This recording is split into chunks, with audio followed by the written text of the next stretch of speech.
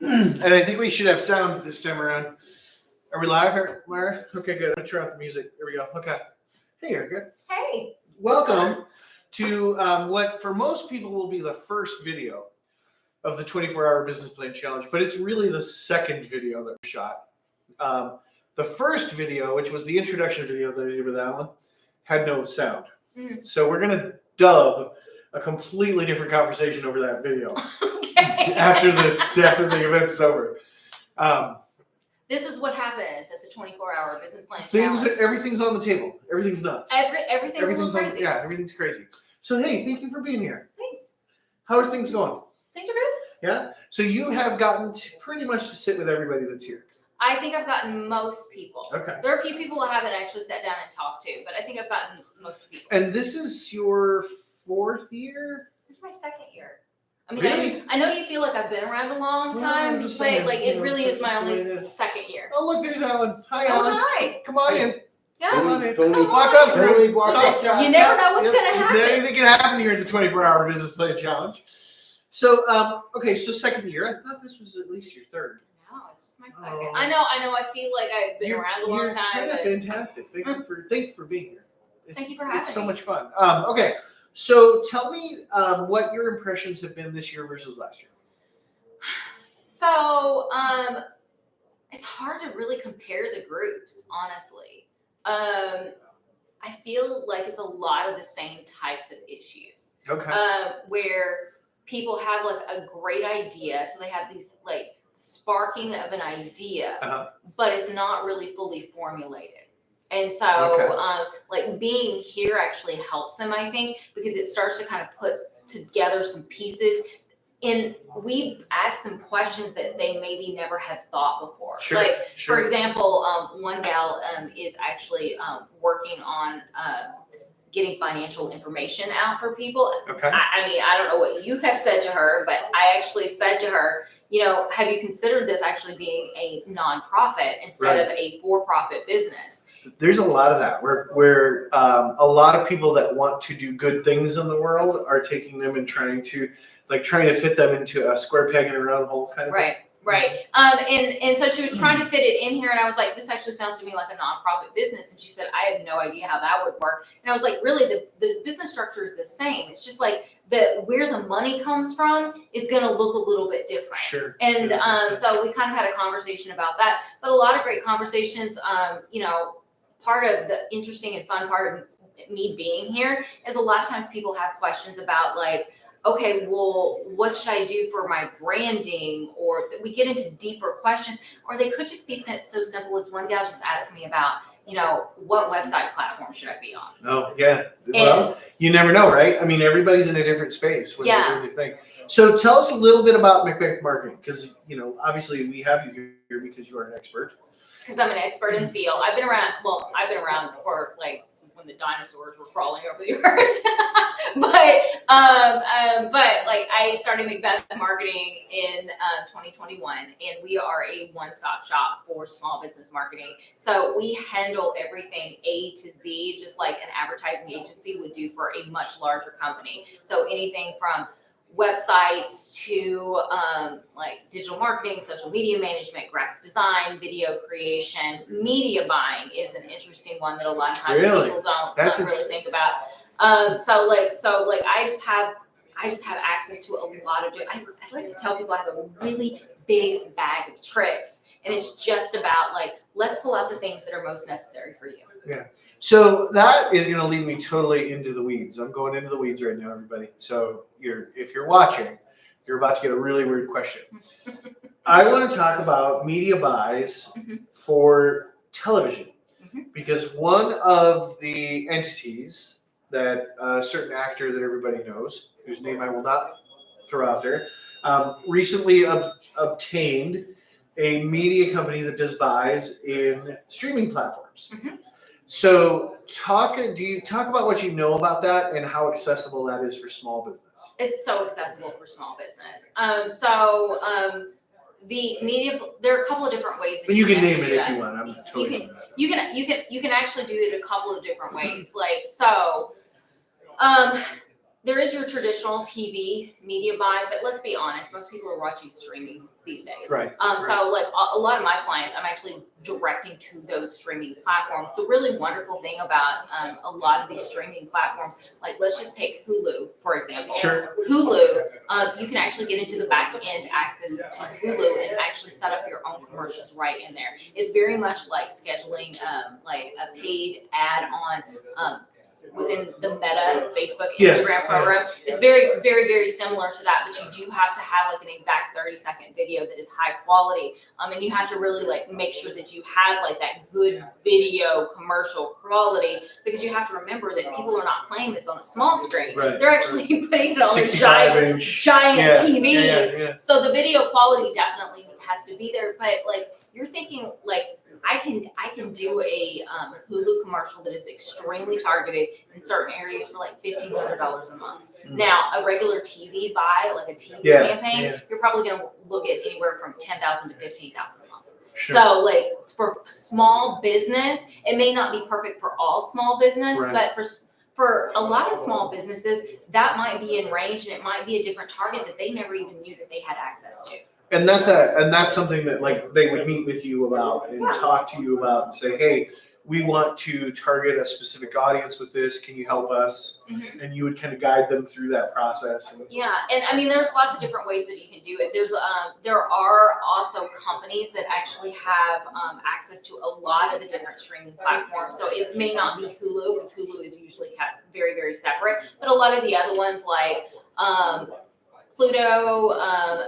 Paramount Plus. Paramount Plus is actually different, and I actually know this because I just found this out. Interesting. Okay, Paramount Plus actually just on the back end of it is starting to do things just like Hulu. I just found this. Really? I just signed up for it. I haven't even like tried it out yet, but I did get in the back end of the platform, and I was like, this is very much like the Hulu platform. So they're going to start accepting like some of those advertising too. So if you're out there and you want to try Paramount, like I'm down to try it. Like I got it all set up. I'm just waiting for the right customer.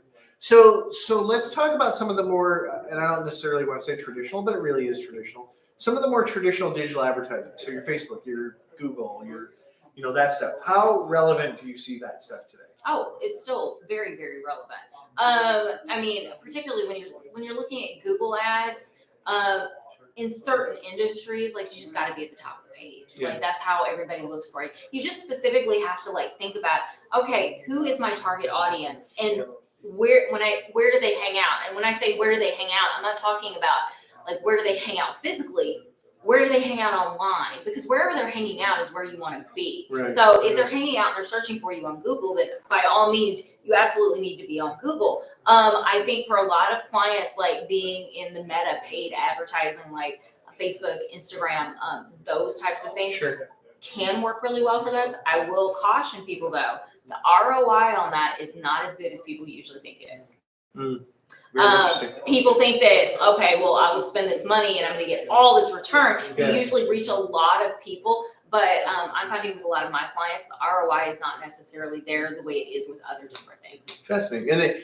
And would you say it's very industry specific? So like some industries will perform better than others? Yeah, I mean, like it's very industry specific, and that could simply be because there's a lot of competition in those particular industries. I just have kind of noticed that over time that everybody says when you start your business, you've got to get on social media. And honestly, there are a lot of businesses out there that don't have social media at all, that do very, very well. They've just learned how to get their business in other ways. So being on social media is not the do all end all. And there's a lot of guilt and shame and like a lot of emotions from business owners because they think they have to be on social media. Yes, it can help. Okay. Not saying you shouldn't be, but I'm also not saying that if you're not good at it, and you know you're not good at it, and you just don't like it, you may not need that platform in order to grow your business. It just depends on what you're doing. So these guys, most of them haven't necessarily stepped out with the business yet. Mm-hmm. If they are looking at creating a sort of digital presence, what are your thoughts on the best way to take that first step? Like, what are they looking at? Well, the first step is you gotta have a website. Honestly, I definitely had a talk with a restaurant owner not too long ago. He was like, I only ever look at Instagram. And I'm sure that there's some people who that's the case, but he's a foodie. So of course he's only gonna look at Instagram because he just wants to see like the food stuff. Right. Like I get that. Right. But his audience who may not be foodies are probably going to his website and looking at it. And if you don't have a website in place, people can't find stuff on your social media pages the way that you can find it on a website. People are looking. Come for on that in, type of Kevin. stuff. This is chaos. We're live filming. Oh, Live filming on boy. YouTube. That's Yeah. Kevin Frost. Everybody standing 360. We'll talk to him a little bit later tonight. This is the bad part about having like us like talking Yeah, right in front of the door. Right Yeah. in front of the So door. literally, I've converted the front lobby of the chamber into the studio. So people are going to walk by, and it's just going to happen, and you're just going to have to be okay with it. I'm just telling you. So I'm sorry. Carry on. I'm sorry. Did I answer the You question? did, actually. I lost my train of thought. So website. Obviously, Website, yes, you and need we'll a talk website. to a little bit later. We're going to talk to Golden Goose Digital Marketing. They just wrapped a presentation up a little bit ago, and we'll talk to them a little bit more detail about the website piece. But let's talk about some of the even more traditional radio, print. What are your thoughts on that? I think that still very viable. You know what's interesting to me? Like first of all, TV advertising. Yeah. I'd personally rather do streaming now than the more terrestrial type of TV advertising. Print a lot of times is surprising. People are like you don't see it as much. So Right, when people do see it, they maybe are paying a little more attention to it. It still can be like a viable target if you're using it in the right way. Radio, believe it or not. Yeah. People discount radio all the time. Yeah. And when I say discount, they're like, who listens to radio anymore? You know what? We all do. Like most of the time when people say, oh, I don't listen to radio, I listen to something else. And then they'll say something and I'm like, well, how did you know that? Because that was on radio. And they're like, oh, I listen to it at work all the time. People, that is like a secret little thing that people don't think about. Yeah. But a lot of people still listen to it in their cars. It's a very viable. There are a lot of businesses that are still doing very well on radio, and it's one of the main platforms, one of the main like print, magazine, TV, radio, all the things you did in the old days. It's the one that has been the less segmented of all of the formats. That makes sense. Yeah. Okay. Last question. Direct mail. Direct mail. Yeah. It's got its place. Yeah. It's got its place. People are getting fewer things in the mailbox. So I have seen it's going to be probably more for branding. It's incredibly difficult to track. It's probably more for branding than anything else. But people do still look at it. So. All right. So, Erica, you're here for what, another hour or so? Oh, I'm probably headed out pretty Bail. soon. Just like literally you're getting out of the chair, walking out the door. Is that what's happening right now? As soon as Probably. I tell Myra to hit stop, you're like, bye. I know, like probably about half an hour ago, I was like, why am I so tired? And I was like, oh, I did work a full day. Yeah. And I do have to get up early tomorrow, so I apologize to everybody. That's all right. We got Kevin now. Kevin's going to take your place. Okay. Kevin's here for the long shift overnight. You ready for long haul? Oh, yeah.